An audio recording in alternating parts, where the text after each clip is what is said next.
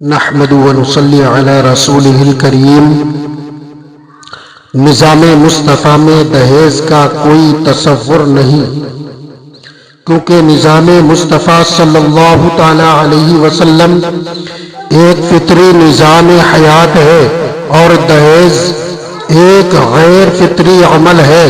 لیکن ہمارے معاشرے میں لڑکی والا چاہے جس قدر مفلس و قلاص ہو، اس کی بچے بھوکے ہوں، شدید بدحالی میں مبتلا ہو، صدقہ و زکوٰۃ خیرات کا مستحق بن چکا ہو، اس کو بہرحال دہیز دینا پڑتا ہے، چاہے رشوت لے، چوری کرے، ڈاکہ ڈالے، کسی کے بچے کو اغوا کر کے رقم کا مطالبہ کر دے، ضمیر کا سودا کرے یا غیرت کا نیلام عام کرے، حتیٰ کہ کوئی بھی بڑے سے بڑا جرم کرنا پڑے کر گزرے۔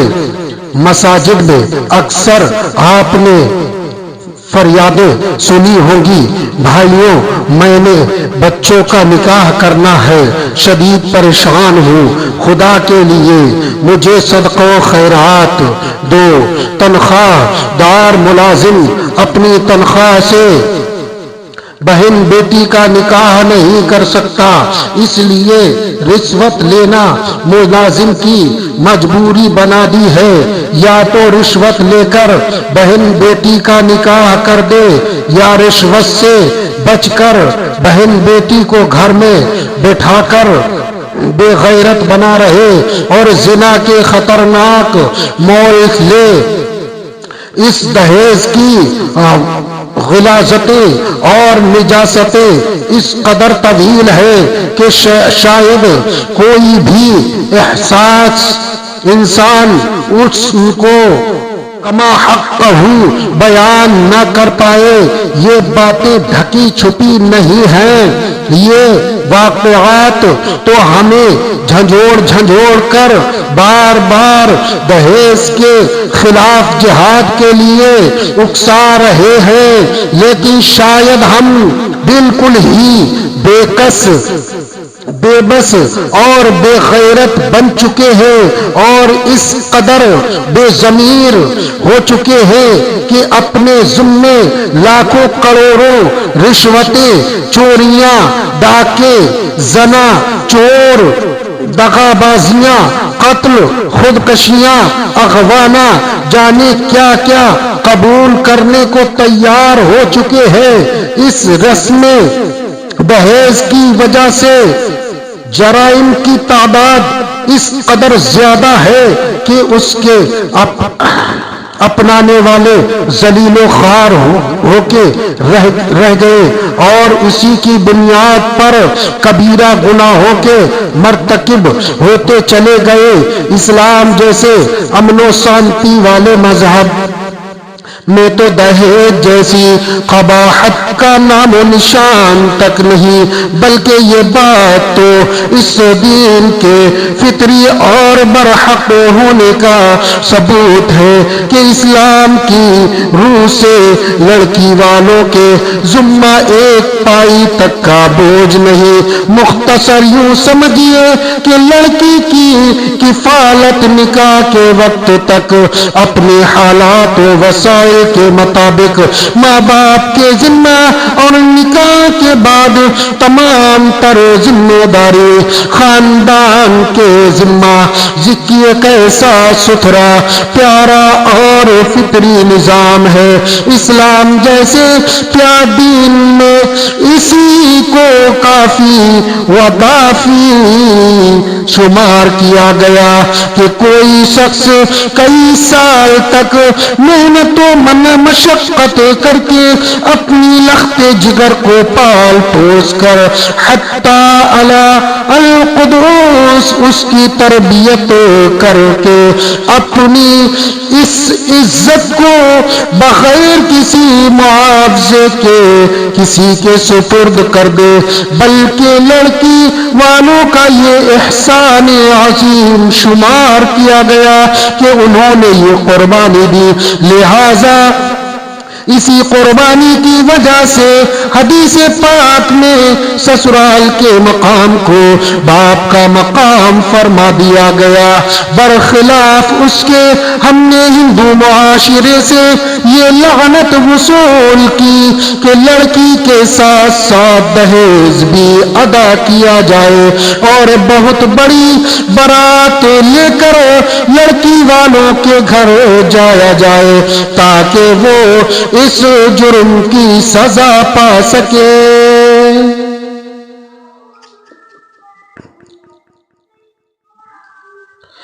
کہ اس سے لڑکی کو کیوں جہنم جنم دیا۔ دولہا اس بارے میں قطعاً معلوم کرنے کی کوشش نہیں کرے گا کہ یہ دہیز کس طرح سے اکٹھا کیا گیا ہے، اور نہ ہی باراتی یہ سوچنے کی زحمت فرمائیں گے کہ یہ گوشت جو ہم کھا رہے ہیں یہ جانوروں کا گوشت ہے یا زندہ انسانوں کا گوشت ہے یا صدقہ و زکوٰۃ و خیرات کا مال ہے، کیونکہ یہ بات تو واضح ہے کہ لڑکی والا اگر ملازم ہے تو رشوت سے پورا کرنے پر مجبور ہے، یا صدقہ و زکوٰۃ و خیرات سے خدا کے لیے سوچئے ہم کہاں پہنچ چکے ہیں۔ حضرت سیدہ ام المؤمنین عائشہ صدیقہ رضی اللہ عنہا سے نبی اکرم صلی اللہ علیہ وآلہ وسلم کا نکاح ہوا۔ حضرت ابو بکر صدیق رضی اللہ عنہ جو کہ ایک بہت بڑے تاجر ہیں، اپنی بیٹی کو اپنے محبوب آقا کے حوالے کرتے ہوئے فخر محسوس کرتے ہیں، لیکن ایک سوئی تک دہیز میں ثابت نہیں۔ اب اسی نکاح کے ولیمہ کے بارے میں بھی نوٹ کر لیجئے۔ حضرت عائشہ صدیقہ رضی اللہ عنہا فرماتی ہیں، میری رخصتی و عروسی کے ولیمہ میں نہ کوئی اونٹ ذبح کیا گیا نہ بھیڑ بکری، ولیمہ کی کل کائنات دودھ کا وہ پیالہ تھا جو سعد بن عبادہ رضی اللہ عنہ کے گھر سے آیا تھا۔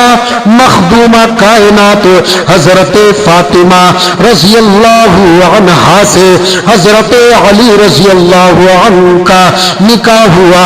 حضرت علی رضی اللہ عنہ کی روزہ فروخت مخدومہ کائنات حضرت فاطمہ الزہرا رضی اللہ عنہا سے حضرت علی رضی اللہ عنہ کا نکاح ہوا۔ حضرت علی رضی اللہ عنہ کی ذرا فروخت کروا کر سیدہ فاطمہ رضی اللہ عنہا کے لیے کپڑوں اور خوشبو کا انتظام کروایا، اور اسی رقم میں سے اساس البیت گھر کا سامان مہیا کیا گیا۔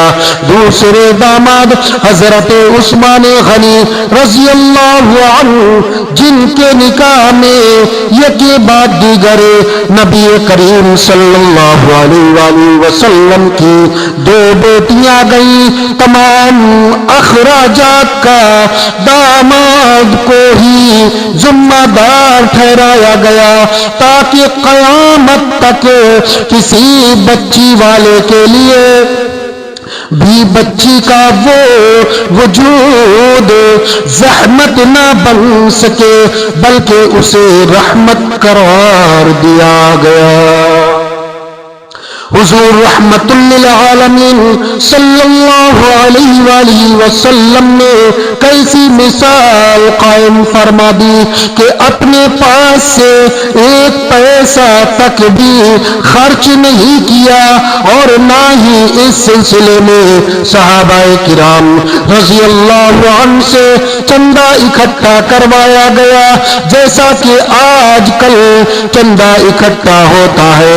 کتنے افسوس کی بات ہے کہ بچی کا وجود ہمارے لیے باعث پریشانی و غم ہے، بلکہ ہم بچی کی پیدائش کی خبر سن کر پریشان و غم زدہ ہو جاتے، حالانکہ یہ کفار کی علامت ہے۔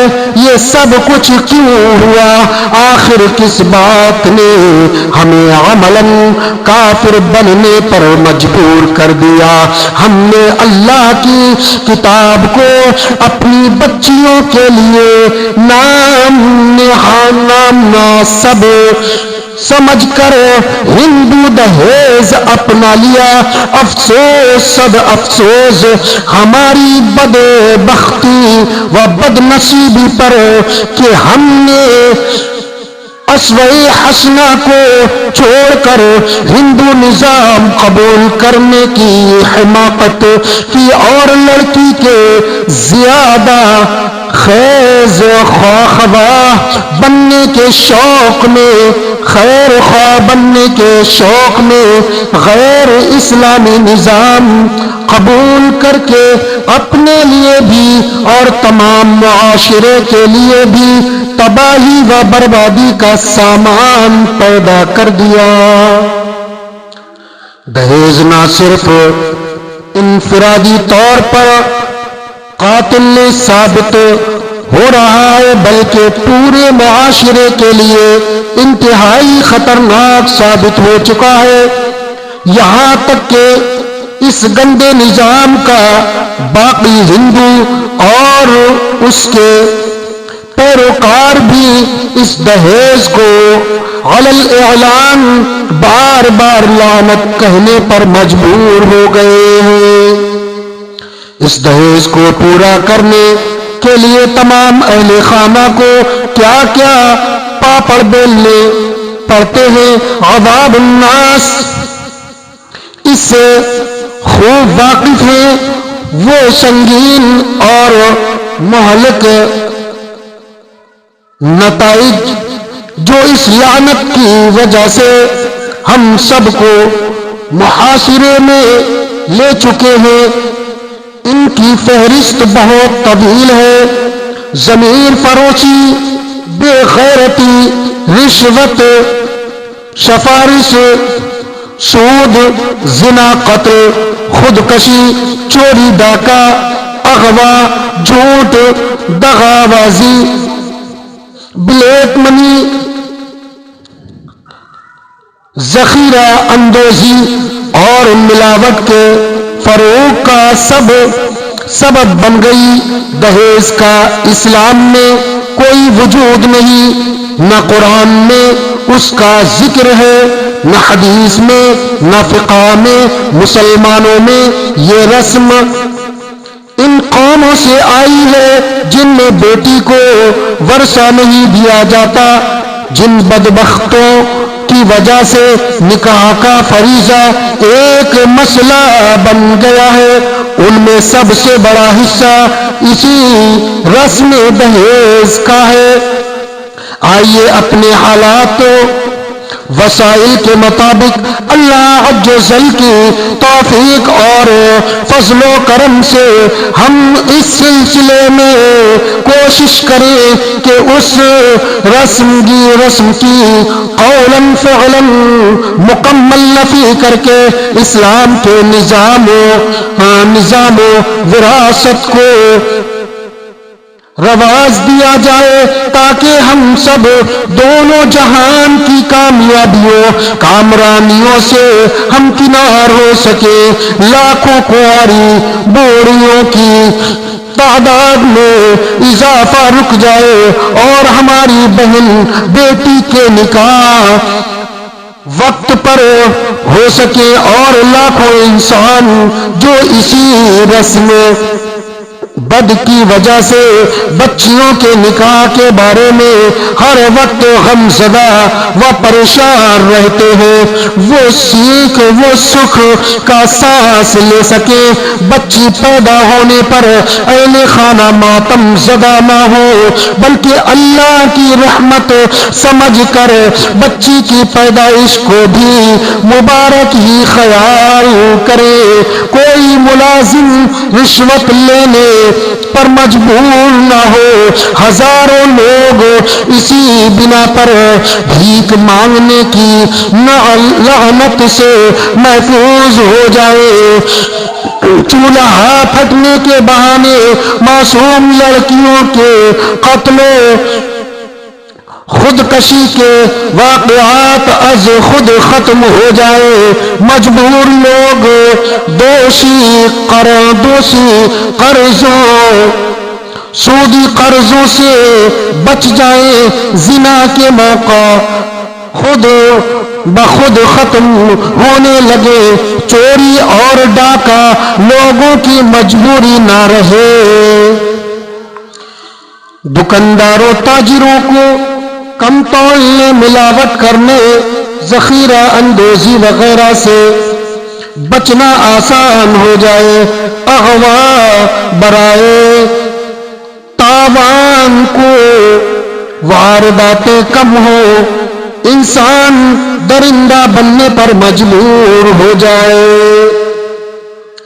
اگر بغور جائزہ لیا جائے تو معلوم ہوگا کہ متحدہ ہندوستان میں مسلمانوں کی بدحالی و پستی کی سب سے بڑی وجہ یہی دہیز کی لعنت تھی کہ اس کو پورا کرنے کی خاطر مجبور ہو کر مسلمانوں کی اکثریت ہندو بننے سے سودی قرضہ لینے پر مجبور ہو جاتی تھی۔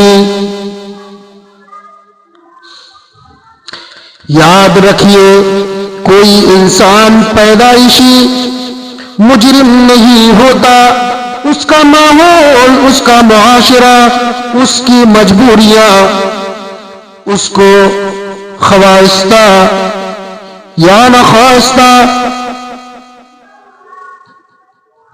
بنا دیتی ہے، اور دہیز کی مجبوری تو ایسی مجبوری ہے کہ یہاں آ کر ہر ایک کے عقل و ہوش خراب جواب دے جاتے ہیں۔ مذہبی لوگوں کا مذہب ایک بے جان لاشا رہ جاتا ہے، روح مردہ ہو جاتی ہے۔ کئی سفید پوش لوگ اس سلسلے میں سوچ سوچ کر نیم پاگل ہو جاتے ہیں، کیونکہ ان کے پاس اس لعنت کو پورا کرنے کے لیے وسائل نہیں ہوتے۔ خیرات بھی نہیں مانگ سکتے، بیٹی کی عمر ڈھل جاتی ہے، کچھ سمجھ میں نہیں آتا ہے، اور کیا کرنا چاہیے۔ بیٹی کے بالوں کی سفیدی اس کے دل کی سیاہی کا سبب بننے لگتی ہے۔ آخرکار معاشرے کی کئی بہترین لوگ اسی معاشرے کے بدترین مجرم بن جاتے ہیں۔ جس شخص کا ذہن ہر وقت پرکنڈا پریشان رہے، وہ اپنے کسی بھی کام کو صحیح طور پر سر انجام نہیں دے سکتا، چاہے وہ کسی بھی عہدے یا سیٹ پر ہو۔ آخرکار معاشرے کے کئی بہترین لوگ اسی معاشرے کے بدترین مجرم بن جاتے ہیں۔ جس شخص کا ذہن ہر وقت پرکنڈا پریشان رہے، وہ اپنے کسی بھی کام کو صحیح طور پر سر انجام نہیں دے سکتا، چاہے وہ کسی بھی عہدے یا سیٹ پر ہو۔ لہذا اس منفی تقاضے کی موجودگی میں کسی بھی ملازم سے بہتر کارکردگی کی توفیق رکھنا احمقانہ فعل ہے، اور اس سے ایمانداری کی امید کرنا خود فریبی کے سوا کچھ نہیں۔ عقل مندی کا تقاضا یہ ہے کہ اگر ہم فی الواقع خلوص نیت سے کسی برائی کو ختم کر کے حق میں ہیں تو اس کے لیے لازمی اصول یہ ہے کہ اس کے اسباب کو ختم کر دے۔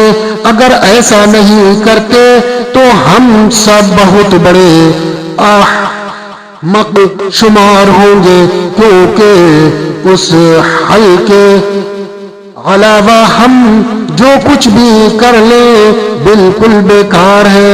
رسم دہیز کی موجودگی میں کسی بھی ملازم سے رشوت نہ لینے کی امید رکھنا سراسر خود فریبی ہے، کیونکہ اس کی موجودگی میں رشوت اور بے ایمانی اس کے لیے لازمی اور فرض بن چکی ہے۔ ایماندار رہنے کی صورت میں تو اسے بے غیرت بننا پڑے گا، کیونکہ اس کی بہن بیٹی اس کے گھر بیٹھے بیٹھے کنواری بوڑھیوں کی تعداد میں اضافے کا سبب بن جائے گی۔ نہ جانے کتنے بے گناہ اس گندگی ظالمانہ رسم دہیز کی وجہ سے اپنے دن کا سکون اور رات کی نیندیں کھو چکے ہیں۔ دہیز نے کتنے ایمانداروں کو بے ایمان بنا کر رکھ دیا ہے، کتنے ملازم نہ چاہتے ہوئے بھی ایک حرام سمجھنے کے باوجود بھی رشوت لینے پر مجبور ہیں۔ سودی، قرضہ، زنا، ستمگن، کم تولہ، دغا بازی، قتل و غارت، ڈاکے، سیاسی وفاداری تبدیل کرنا، ضمیر فروشی، بے غیرتی اور اغوا وغیرہ وغیرہ، ان انگنت جرائم اس بدترین نظام سے جنم لے رہے ہیں۔ سفید پوش لوگ اسی پریشانی میں دماغی توازن کھو بیٹھے، بعضوں کو دل کے دورے پڑنے لگے، لڑکیاں وقت پر شادی نہ ہونے کی وجہ سے طبعی تقاضے سے مجبور ہو کر کسی نہ کسی وقت زنا کا ارتکاب کر بیٹھی۔ نتیجہ حمل ٹھہرنے کی صورت میں آیا تو اس نے خودکشی کر لی یا اسے قتل کر دیا گیا۔ چولہا پھٹنے کا بہانہ بنا کر حادثاتی موت ثابت کرنے کی کوشش کی گئی۔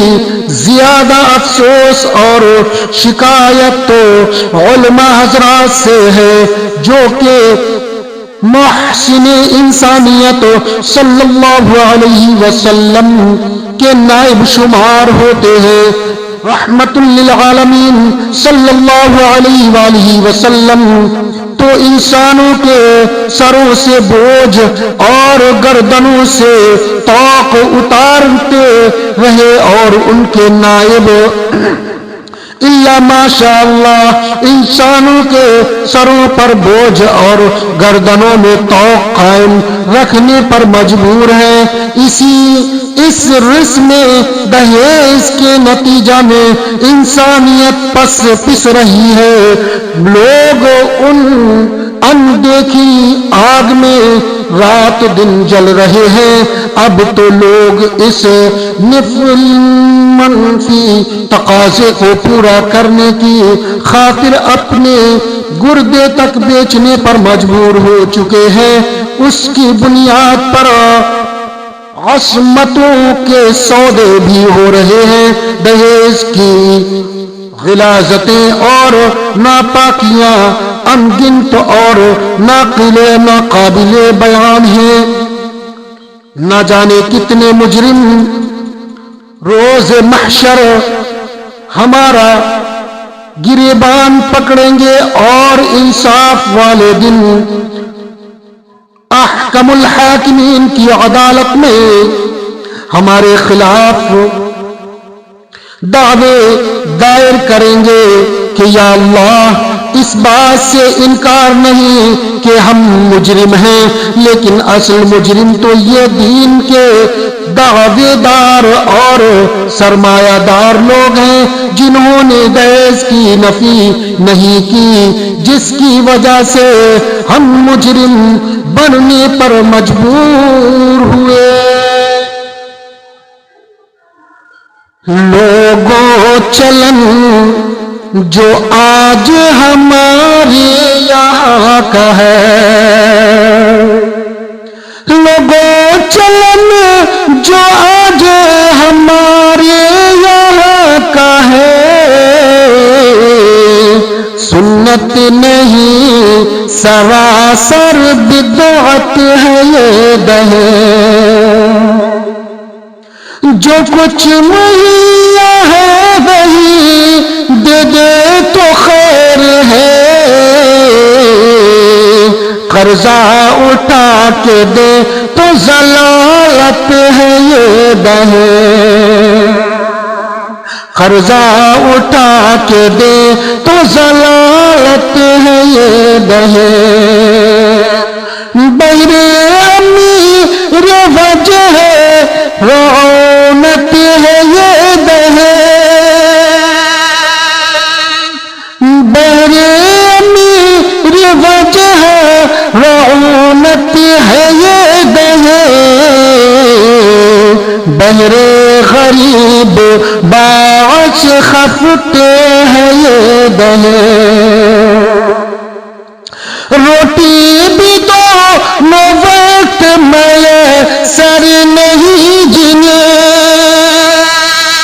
روٹی بھی تو وقت کی میسر نہیں جنہیں، ان کے لیے تو سحر قیامت ہے یہ دہے، جس کے لیے شریف بھی بن جائے تیرے، بتلاؤ تو کہاں کی شرافت ہے یہ دہے، بتلاؤ تو کہاں کی شرافت ہے یہ دہے۔ اٹھیے اور اس دہیزی، اس زہریلی رسم کے خلاف اپنے حصہ کا تریاق مہیا کیجئے۔ آپ معاشرے میں جس مقام پر بھی ہیں اس کے مطابق اپنا کردار ادا کیجئے، تاکہ قیامت کے دن اللہ رب العزت کی بارگاہ میں سرخرو ہو سکے۔ اللہ تبارک و تعالی سے دعا ہے کہ پروردگار عالم ہم سب کو ان سب برائیوں سے بچنے کی توفیق عطا فرمائے اور شریعت مطہرہ پر عمل کرنے کی توفیق عطا فرمائے، آمین۔ السلام علیکم۔